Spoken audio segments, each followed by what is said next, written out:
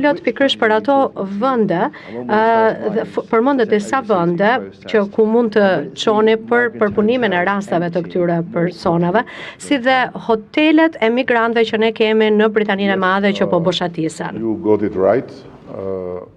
Po, e kuptuat drejt. Kam qenë shumë i qartë qysh prej ditës së parë, kur nisëm këtë proces me Italinë, që kjo ishte një marrëveshje e vetme me Italinë për shkak të marrëdhënies sonë të veçantë, por edhe geographical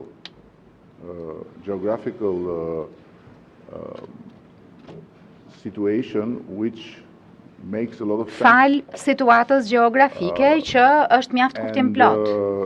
To be very frank with you, we have been Për të qenë shumë i sinqert by several countries if we were open to it. me ju, na kanë kërkuar një sër vendesh nëse ishim të hapur për një gjë të tillë dhe ju kemi thënë jo, sepse we are loyal to the marriage with Italy. Jemi besnik martesës me Italinë dhe pjesa tjetër është thjesht dashuri. Chris, in relation to your question Chris, to me, në lidhje me yes, we are pyetjen tuaj, po, në fakt po diskutojmë këtë çështje me një sër shtetesh për sa u përket këtyre qendrave të kthimet.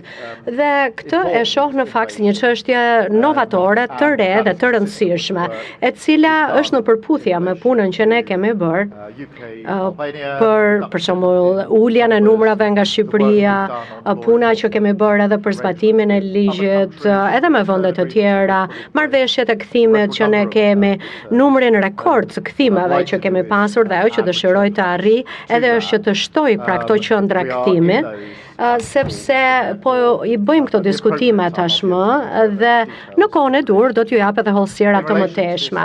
Ndërsa në lidhje me hotelet e azilantëve, siç i quajmë ne, pra akomodimet për ta, duhet jemi shumë të qartë sepse kemi këtë problem që kemi dhe kjo është për arsye se qeveria e mëparshme në Mbretërinë e Bashkuar ka bërë një eksperiment me kufi të hapur dhe përveç kësaj nuk kanë kryer edhe të gjitha të ekzaminonin kërkesat për azil, që do të thotë që 10 mijëra azilant mbetën sepse situata e tyre ishte e tillë që as nuk u jepë përgjigje, as nuk u i kthenin, pra dhe numri i tyre u bë gjithnjë më i madh që u desh pra që ato të komodoheshin diku dhe këto ishin paratë e tatim paguesve dhe kjo është ajo situatë skandaloze të cilën ne kemi gjetur. Mënyra se si duhet zgjidhur është kjo punë që ne po bëjmë, që personat të ndalojmë që të mos vinë në Mbretërinë e Bashkuar në të jashtëligjshme dhe për këtë arsye ky summit, puna që ne kemi bërë me Shqipërinë, me vende të tjera, është jetike, por edhe që të ekzaminojmë të gjitha ato kërkesat të tyre që personat të kthehen në vendet e tyre dhe më vjen shumë mirë